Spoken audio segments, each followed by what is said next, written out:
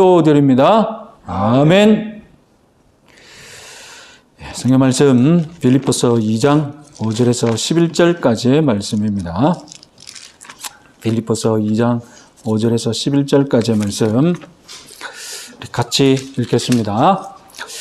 너희 안에 이 마음을 품으라. 곧 그리스도 예수의 마음이니 그는 근본 하나님의 본체시나 하나님과 동등됨을 취할 것으로 여기지 아니하시고 오히려 자기를 비워 종의 형체를 가지사 사람들과 같이 되셨고 사람의 모양으로 나타나사 자기를 낮추시고 죽기까지 복종하셨으니 곧 십자가에 죽으심이라.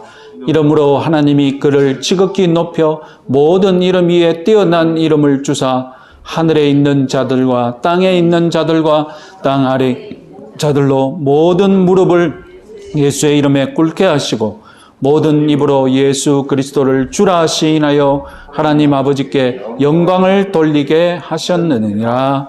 아멘.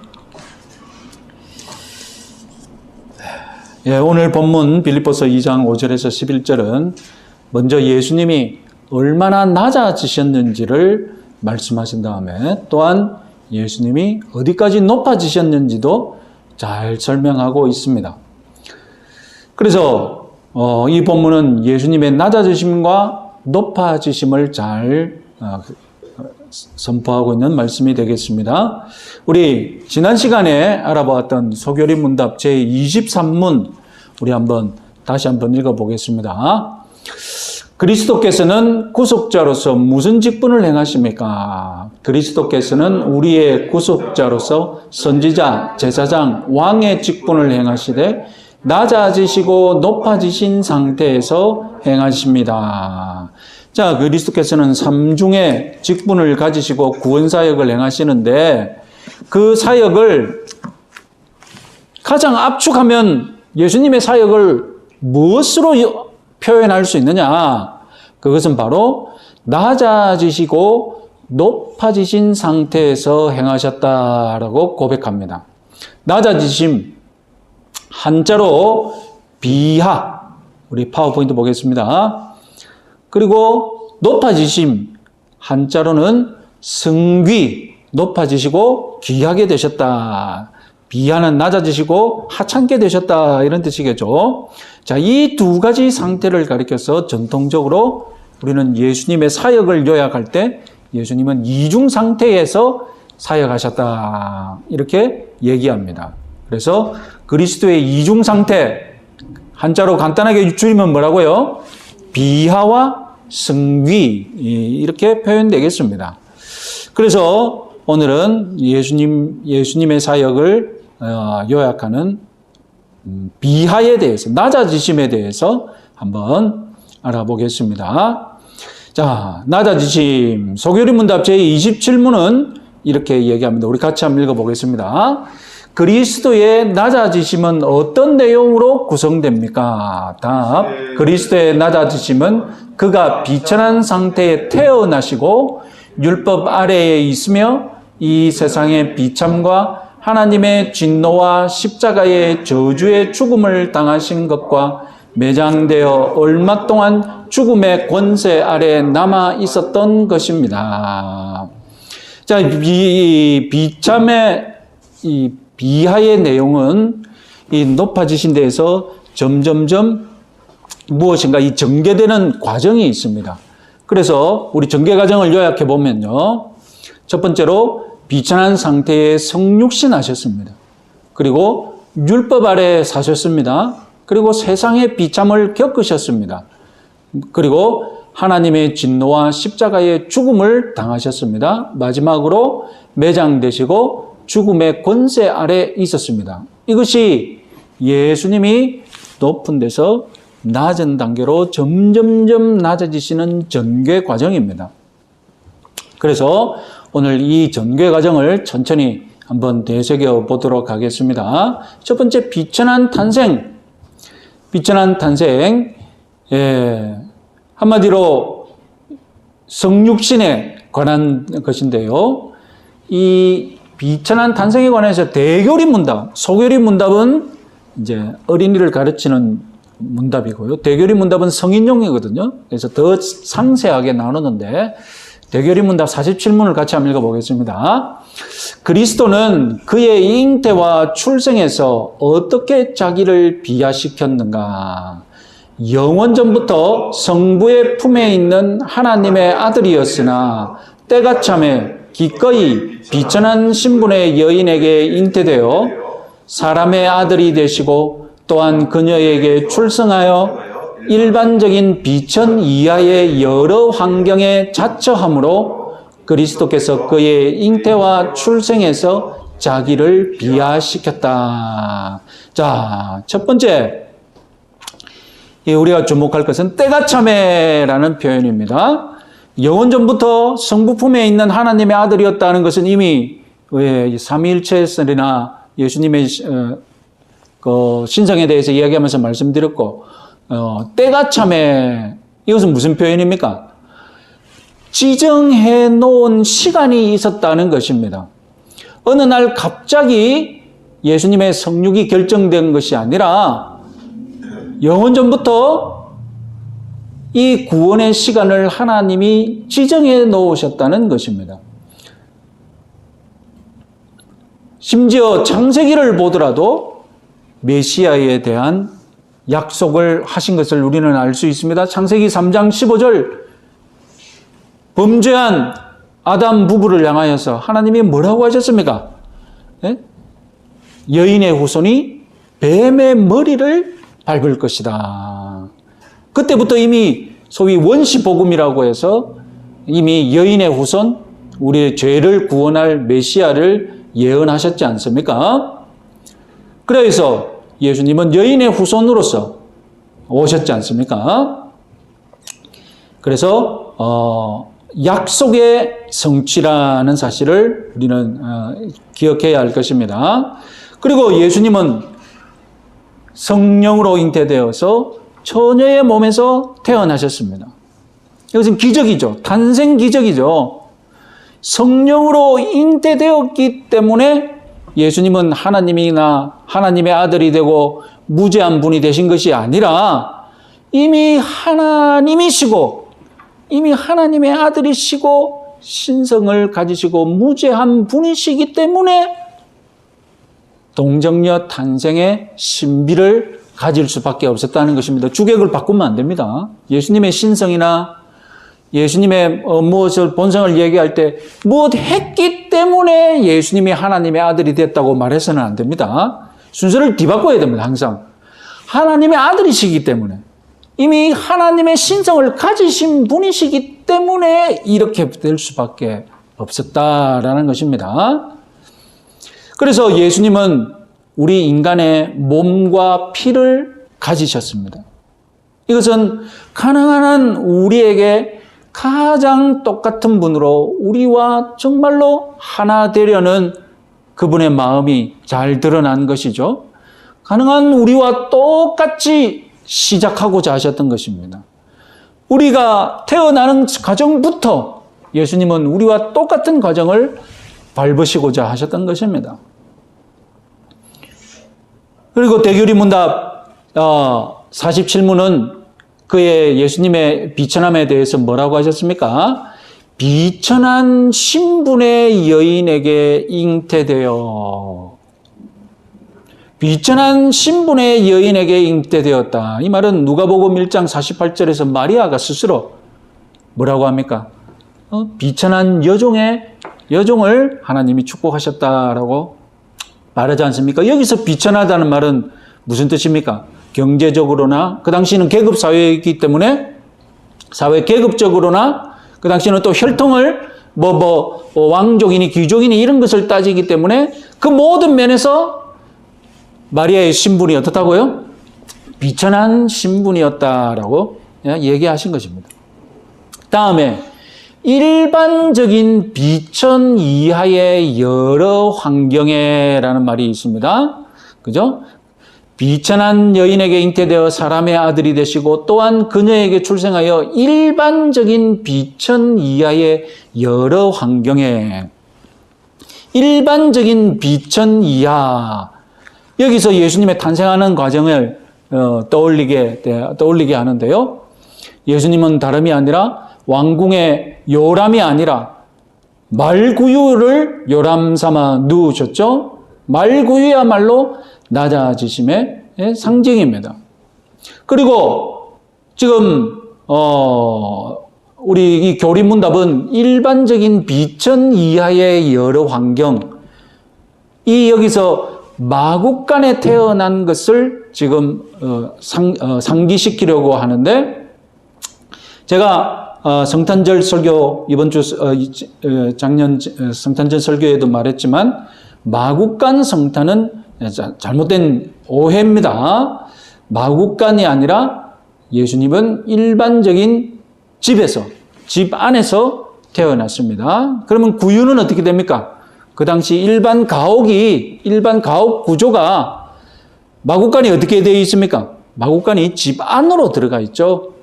마국간과 집 안방을 구분하는 그런 생각은 어디서 나온 것입니까? 그거는 서양의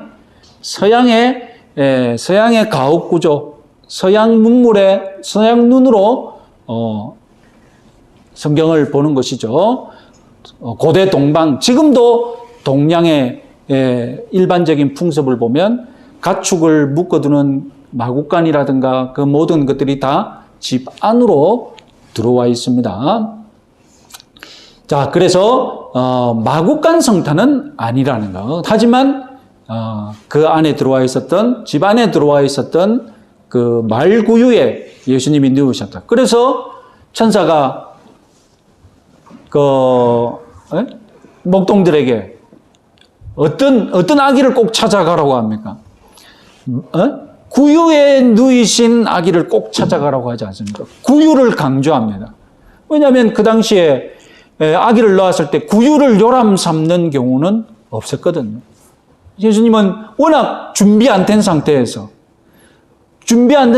갑자기 이 집안에서 들어가셔서 아기를 낳으셨기 때문에 아기를 누일 구유가 없는 거예요.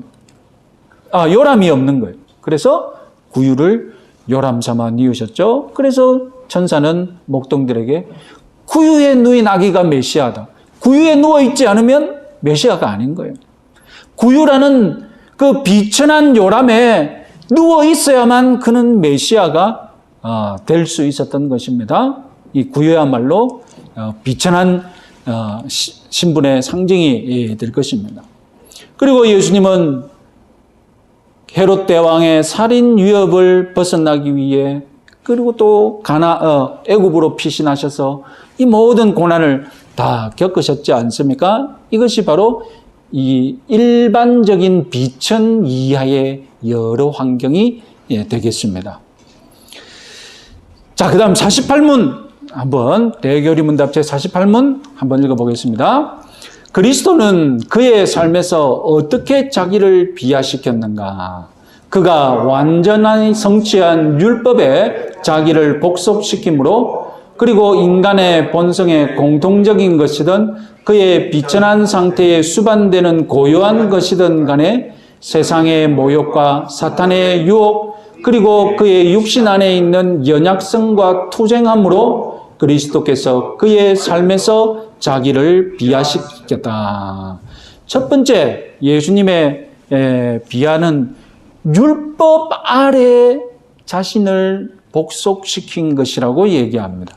이것은 소결인 문답도 강조하는 것이죠. 예수님은 성자 하나님으로 원래 율법 위에 계신 분이십니다. 그리고 삼위일체 하나님으로서 율법을 제정하신 분이십니다. 그래서 율법을 제정해서 이 율법은 누구에게 지금 주신 것입니까? 자, 사람들에게 주신 것 아닙니까? 그래서 율법 아래에 있다는 것은 자기 스스로 복종해야 할 대상이 있다는 비천한 상태가 되는 것입니다. 법 아래에 있다는 것은, 그러면 비천하지 않은 상태, 존귀한 상태는 무엇입니까? 존귀한 상태는 원래 법을 초월하고 법을 만드는 자가 존귀한 자죠. 법을 만드는 그가 곧 왕이지 않습니까? 그런데 예수님은 법을 만들어 놓고 법 위에 계신 분인데 이번에는 법 아래로 내려오셨다는 것입니다. 왜 그래야 했습니까? 우리 사람이 하나님의 율법을 지키지 못했기 때문이죠. 율법에 불순종함으로 죄인이 되었지 않습니까? 우리 인생을 구원하시려면 예수님의 첫 번째 자격이 무엇이냐? 하나님의 율법을 완전히 순종하여서 우리 죄인들을 율법에서 해방시킬 수 있는 충분한 자격이 있음을 예수님은 먼저 보이셔야 했습니다. 그래서 예수님은 율법을 만드신 분이시지만 율법 아래에 들어오셔서 이 율법에 매여서 온전히 율법을 지킴으로 우리를 율법에서 해방시킬 수 있는 자격을 갖춘 분이심을 보이셨습니다. 그리고 예수님은 또 세상의 모욕과 사탄의 유혹도 견디셨죠. 세상의 모욕은 무엇입니까? 예수님이 바리새인과 토론을 하면 예수님이 바리새인들을 이기니까 바리새인이 열받아가지고 예수님을 향해서 뭐라고 욕했습니까? 저건 바알세불에 사로잡혀가지고 귀신 들린 자다. 귀신의 힘으로 기적을 일으킨다. 그런 모욕을 듣지 않았습니까? 그리고 사탄의 유혹도 받으셨습니다. 광야에 40일 금식 기도하신 후 사탄이 오셔서 예수님을 유혹했지 않습니까? 예수님은 그 모든 것을 다 이기셔서 흠이 없는 중보자로 우리를 구원하실 수 있는 분이심을 보이셨습니다. 세상의 비참함도 겪으셨습니다.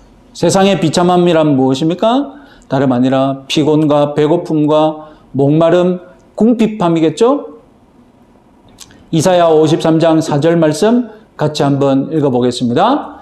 그는 실로 우리의 질고를 지고 우리의 슬픔을 당하였거늘 우리는 생각하기를 그는 징벌을 받아 하나님께 맞으며 고난을 당한다 하였노라.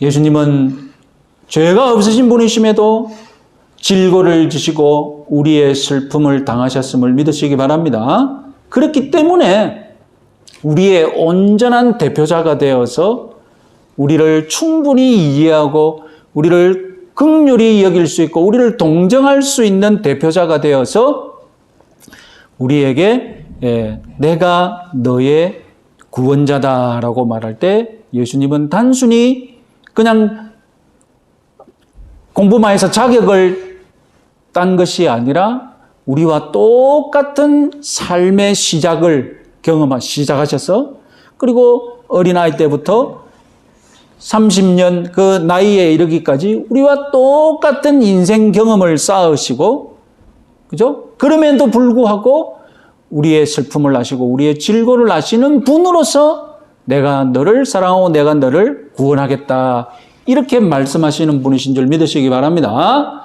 우리 인간적인 비참함을 공감하고 동감할 수 있는 분이심을 감사하시기 바랍니다. 자, 이제 예수님의 비하, 드디어 십자가에 이릅니다. 예수님은 하나님의 진노와 십자가의 죽음에까지 낮아지셨습니다. 대교리 문답 제49문 같이 한번 읽어보겠습니다. 그리스도는 그의 죽음에서 어떻게 자기를 비하시켰는가? 답, 유다에게 배신당하고 제자들에게 버림당하며 세상에게 모욕과 배척을 받고 빌라도에게 정죄당하고 그의 박해자들에게 고문당하심으로 또한 죽음의 공포와 흑암의 권세와 투쟁하며 다음 하나님의 무거운 진노를 느끼고 견디면서 자기 생명을 속죄 제물로 내어놓고 고통스럽고 수치스러우며 저주받은 십자가의 죽음을 견딤으로 그리스도께서 그의 죽음에서 자기를 비하시키셨습니다. 첫 번째 여러분, 이 십자가의 고난에는 많은 인간들이 능동적으로 참여되었음을 지적합니다. 앞에서 다시 한번 봅시다. 보시면 유다에게 배신당하고 제자들에게 버림당하며 세상에게 모욕과 배척을 받고 빌라도에게 정죄당하고 그의 박해자들에게 고문당하셨다. 십자가의 이 고난에는 많은 다수의 인간들이 능동적으로 예수님을 죽이겠다고 달려들었습니다. 예수님을 배반하겠다고 많은 사람들이 제자들 중에 배반하겠다고 달려든 사람들이 있었습니다. 예수님은 그러면 일방적인 피해를 입으셨느냐? 예수님은 모르고 있는데 뒤통수 맞으신 것이냐? 예수님의 죽음은 어느 날 예수님이 상상도 못했던 그런 죽음이었느냐? 그것이 아닙니다. 십자가 처형에는 많은 사람들의 적극적인 개입이 있었지만 또한 하나님의 섭리가 있었습니다. 그것은 바로 하나님이 이 인간의 악행을 어떻게 하신 것입니까? 이 인간의 악행을 사용하셔서 우리의 구원을 이루는 십자가를 완성하신 것입니다. 이것이야말로 신비 중의 신비죠. 하나님은 수많은 사람들의 그 악행을 선을 이루는 도구로 사용하셨습니다. 이것이야말로 모든 것이 합력하여 선을 이룬다는 것의 극치입니다. 최고의 예가 되겠죠. 모든 것이 합력하여 선을 이룬다. 이 모든 것에는 좋은 것만 있는 것이 아니라 또한 무엇이 포함되어 있습니까? 사람들의 악행도 포함되어 있습니다. 나의 실수도 포함되어 있고 나를 죽이려고 덤벼드는 모든 인간들의 악행까지 다 뭉쳐져 있습니다. 그 모든 것을 통하여서 하나님이 어떻게 하신다고요? 하나님이 그 모든 것을 협력하여서 하나로 뭉쳐서 선을 이루어 가신다는 것입니다. 마지막으로 이 십자가 처형에서 또 하나의 주목할 것은 하나님의 섭리가 있었다면 인간들의 적극적인 참여가 있고 하나님의 섭리가 있었다면 또 무시할 수 없는 것은 예수님이 자발적으로 십자가를 지셨다는 것입니다. 지기 싫은 거 억지로 맡은 것이 아니라는 것입니다. 아버지가 지라고 하니까 하기 싫은 아들이 그 억지로 잔소리 듣기 싫어서 안 되겠다 막 이거 하고 차 아프자 그런 마음으로 십자가를 지신 것이 아니라는 것입니다. 예수님은 자기 스스로를 십자가에 내어주신 분이십니다. 그것이 바로 겟세마네 동산에서 그 전날 밤 기도할 때의 모습 속에서 나타나죠. 예수님이 인간적인 몸을 가지신 분이라 자기 인성, 자기 인간적인 면은 무엇을 원합니까? 이 고난의 잔을 받기 싫은 거예요. 십자가를 받기 싫다는 것입니다. 그런데 예수님은 기도하는 가운데 어떤 마음을 가지셨습니까? 아버지의 원대로 되기를 원합니다라고 결국 이 십자가를 자기가 자원하는 마음으로 하나님 앞에서 지신 것이 아닙니까? 아시다시피 십자가형은 유대인들에게는 저주의 형벌입니다. 갈라디아서 3장 13절 말씀 같이 한번 읽어보겠습니다. 그리스도께서 우리를 위하여 저주를 받은 바 되사 율법의 저주에서 우리를 속량하셨으니 기록된 바 나무에 달린 자마다 저주 아래 있는 자라 하였습니다.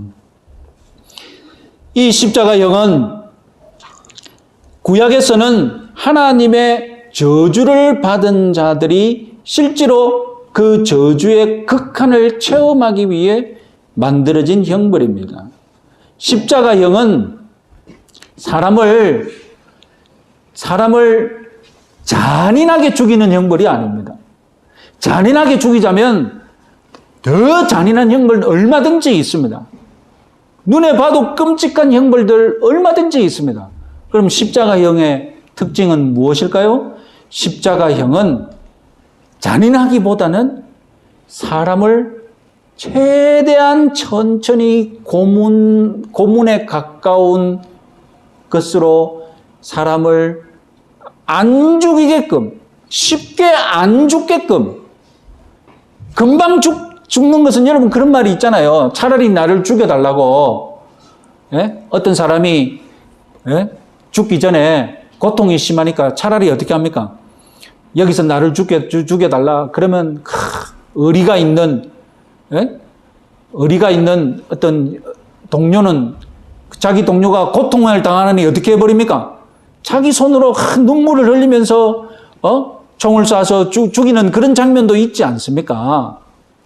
십자가는 어떤 형벌이냐면 이 사람이 자기 체력이 있는 한, 자기 힘이 있는 한 최대한 안 죽게 고통을 지속적으로 주면서 나중에 결국 체력이 바닥나면 자기가 질식해서 죽게 만드는 것. 그래서 죽는 순간까지 내가 질식해서 죽는구나. 자기가 알고 자기가 인식하게 만드는, 죽는 순간까지 내가 드디어 죽는구나.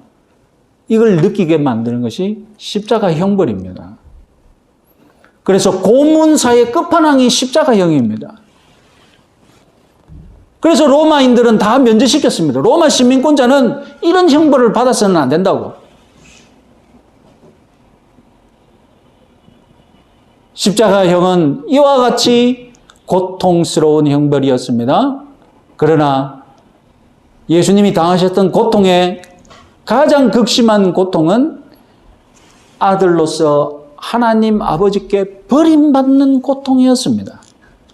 마태복음 27장 46절 말씀 같이 한번 읽어보겠습니다. 제9시쯤에 예수께서 크게 소리질러 이르시되 엘리 엘리 라마 사박다니 하시니 이는 곧 나의 하나님 어찌하여 나를 버리셨나이까 하는 뜻이라. 십자가에 있는 예수님을 하나님은 진정으로 저주받은 자로 여기고 버리셨습니다. 십자가형은 아버지와 아들이 짜고 치는 무슨 연극 같은 것이 아닙니다.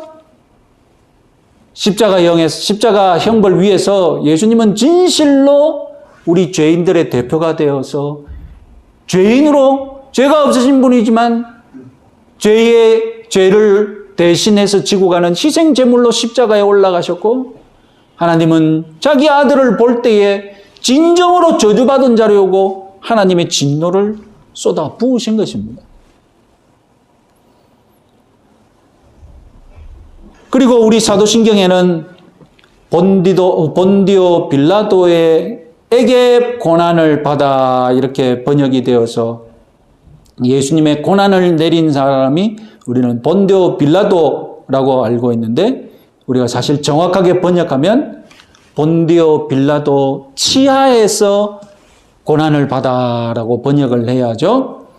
그래서 그 문장은 예수님의 고난을 준 주체가 본디오 빌라도다라고, 본디오 빌라도를 고소하는 문장이 아니라 정확하게 번역하자면 본디오 빌라도 치하에서 고난을 받아라고 말해서 예수님이 언제 고난을 받으셨는가, 예수님 고난의 때가 언제인지를 우리들에게 가르치는 문장입니다.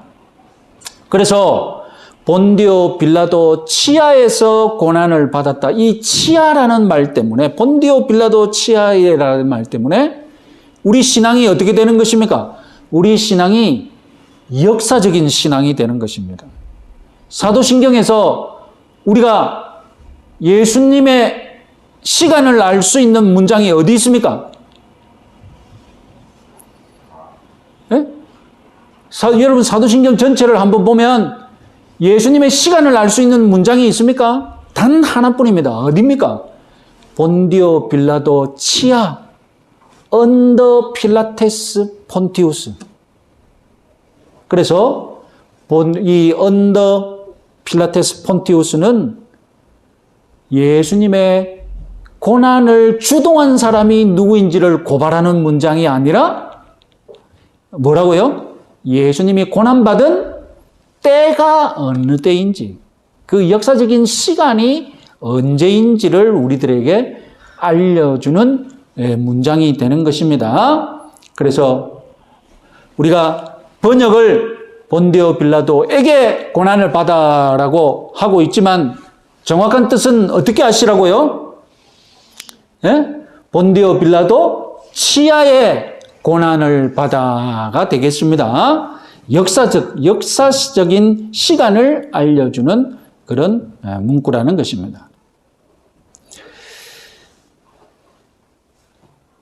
자, 이제 마지막으로 매장과 죽음의 권세 아래 머무름에 대하여서 한번 알아보겠습니다. 대결인 문답 제50문 같이 한번 읽어보겠습니다. 그의 죽음 이후 그리스도의 비하는 어디에 있는가? 답. 그의 죽음 이후 그리스도의 비하는 그의 사망, 장사됨과 죄인까지 죽은, 제3일까지 죽은 자의 상태와 사망의 권세 아래 계속 처함에 있는데 이것이 다른 말로 그가 지옥에 내려가셨다고 표현되었다. 자, 여러분, 우리가 사도신경에도 마찬가지고 예수님이 매장되셨다는 사실을 반드시 예수님의 십자가와 부활 사이에 붙입니다. 복음서도 마찬가지고요. 복음서도 반드시 예수님의 매장되는 절차를 절대로 빠뜨리지 않고 우리들에게 알려줍니다. 예수님의 매장되셨음이 왜 그렇게 중요할까요? 예수님의 매장이 왜 그렇게 중요할까요? 매장이야말로 예수님이 확실히 죽었음과 그리고 예수님의 부활이 진짜 부활이라는 것을 믿게 해주는 가장 중요한 증거이기 때문입니다. 그리고 복음서가 강조하는 것 또 하나는 이 매장의 증인이 매장을 주도한 매장의 매장을 하는 목격자가 있는데 그 목격자가 또한 어떤 사건의 목격자라고요? 예? 부활과 십자가의 목격자라는 것을 반드시 또 강조를 합니다. 그러니까 매장은 요셉이 아리마대의 부자 요셉이 했는데 그 요셉하는 과정을 누가 지켜봤습니까? 그 매장하는 과정을 예수님을 따라다니던 여인이 지켜봤거든요. 그런데 이 여인들이 어떤 여인입니까? 예수님이 돌아가실 때 십자가 밑에 있었던 여인이고 이 여인들이 예수님의 숨어있는 제자 아리마대 요셉이 와서 예수님의 시신을 가지고 자기의 무덤에 안치한 것 다 따라다니면서 목격했다는 겁니다. 그리고 이 여인들이 또한 부활한 그날 그 무덤에 가서 무덤이 비어있는 것을 목격하고 그리고 부활한 예수님을 목격했다는 것입니다. 완벽한 목격자죠. 착각도 없고 빠뜨린 것도 없는 착각할 여지가 있거나 왜냐하면 무덤이 어디가 그 무덤 하나겠습니까? 그런데 그 무덤은 독특한 무덤이었고 그리고 그 매장되는 걸 여인들이 보았다는 겁니다. 그래서 예수님이 사망하시고 매장되는 것과 부활을 한 똑같은 증인에 의해 명백한 빠짐없는 정확한 일련의 과정이었다. 매장이야말로 예수님의 죽음과 부활을 보증하는 예수님의 죽음이 완성되었음을 입증하는 과정이었다라는 것을 유념하시기 바랍니다. 자, 그가 지옥에 내려가셨다라고 표현됐는데 우리 사도신경에는 그런 표현이 없습니다. 그러나 가톨릭판 사도신경에는 그가 저승에 가시어 우리나라의 가톨릭 사도신경에는 십자가에 못 박혀 돌아가시고 그리고 묻히셨으며 이어서 부활했다고 우리 개신교 사도신경은 부활하셨다고 바로 넘어가는데 가톨릭 사도신경은 저승에 가시어라고 우리 사도신경에는 없는 표현이 들어갔습니다. 그래서 영어 성경도 옛날 버전에는 into hell 그가 지옥에 내려가셨다. into hell이라고 옛날 버전은, 옛날 영어 성경인 사도신경은 그렇게 번역하고요. 최근에 번역된 영어 사도신경에는 into hell이 아니라 to the dead, 죽은 자들에게 가셨다라고 번역하고 있습니다. 자, 우리 개신교 사도신경은 왜 지옥에 가셨다, 죽은 자들에게 가셨다라고 번역하지 않느냐. 우리 개신교는 이 부분이 원래 사도신경에는 포함되어 있지 않고 나중에 덧붙여진 것이라고 판단하고 빼버렸습니다.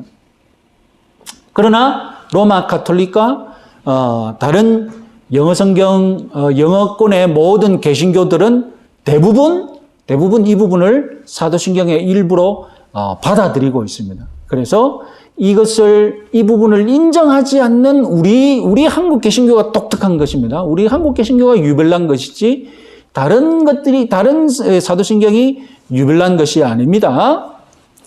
그래서 우리 소결이 문답이면 이 부분이 약간 어렵다고 생각해야 되는지 빠졌는데, 대교리 문답에서는 어른들은 이거 분명하게 알아야 된다고 생각하고, 대교리 문답에서는 그가 지옥에 내려가셨다, 이 부분을 어떻게 해석해야 되는지, 어떻게 믿어야 하는지 마지막으로 가르치고 있는 것입니다.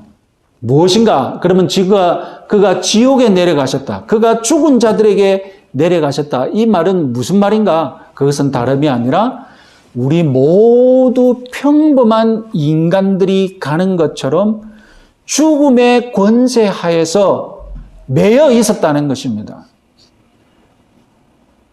죽음의 권세 하에서 사람이 매여 있으면 썩어서 없어지고 말 것인데, 예수님은 사흘간 죽음의 권세 하에 매여 있었으나 썩지 않으시고 부활하시게 되는 것입니다. 그래서 우리 개혁파 신앙은 예수님이 지옥에 내려가셨다라는 것도 받아들입니다. 믿습니다. 그러면 지옥에 내려가셨다고 하실 때 그 지옥에 내려가셨다는 것은 우리에게 무엇을 정확하게 말씀하느냐?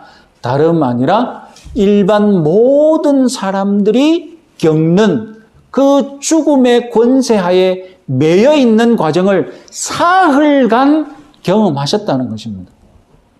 그런데 일반적인 육체는 그렇게 오래오래 계속 매여 있다 보면 죽어 없어지고 부패해져서 소멸하지만, 예수님의 육체는 그런 과정을 겪지 않으시고 사흘 만에 부활하셨다, 이렇게 믿으시기 바랍니다. 자, 마지막으로 이제 정리를 내보겠습니다. 자, 두 가지 예수님이 낮아지심에 대해서 우리가 주목해야 될 것. 첫 번째는 자원하심입니다. 오늘 본문 빌립보서 2장 예수님의 낮아지심 이렇게 말씀하실 때 예수님 스스로 능동적으로 자기를 낮추셨다고 분명하게 밝히고 있습니다.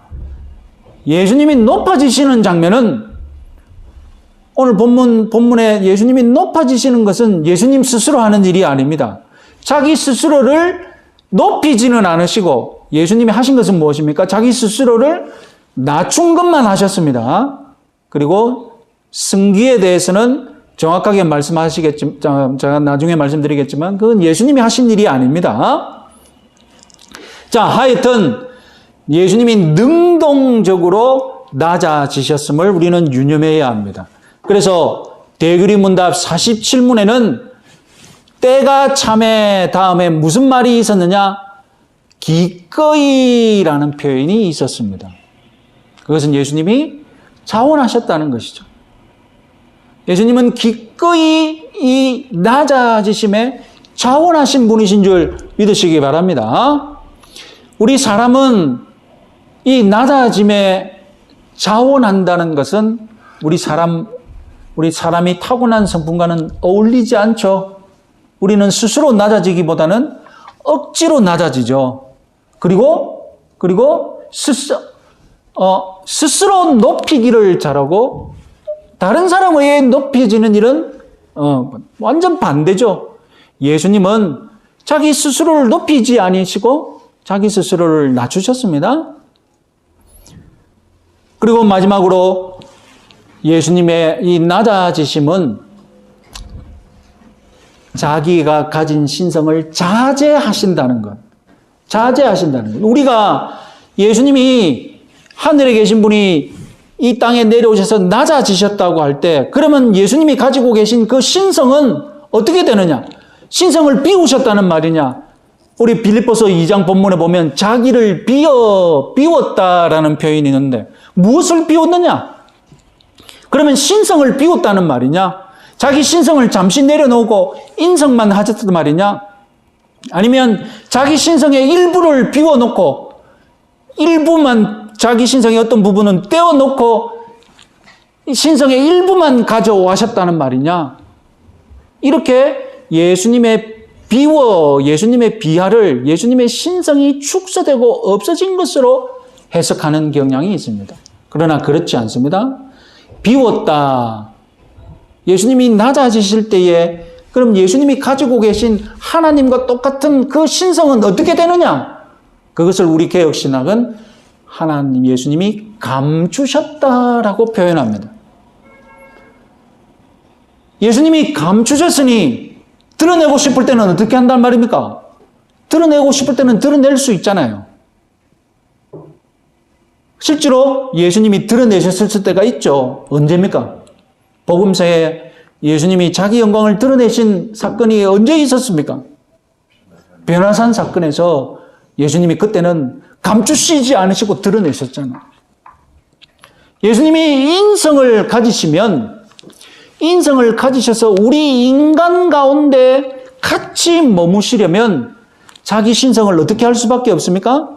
감추실 수밖에 없습니다. 감추지 않으면 우리와 자기 제자들과 같이 어울러 사는 것 자체가 불가능합니다.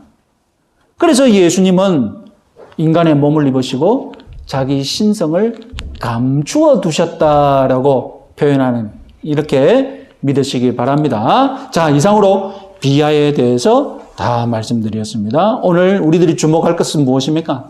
예수님의 비하는 자기가 자원하셨다는 것. 예수님은 스스로 자기를 낮추시고 그리고 하나님에 의해 높임을 받으신 분이십니다. 우리도 주님의 마음을 본받아서 낮아지시고 고난받고 이런데 우리가 아멘하고 헌신하시는 그런 한 주간 되시기 바랍니다. 우리 말씀을 생각해서 우리 10분간 기도하고 자유롭게 기도하는 시간 갖도록 하겠습니다. 우리 주여 한번 외치고 기도하도록 하겠습니다.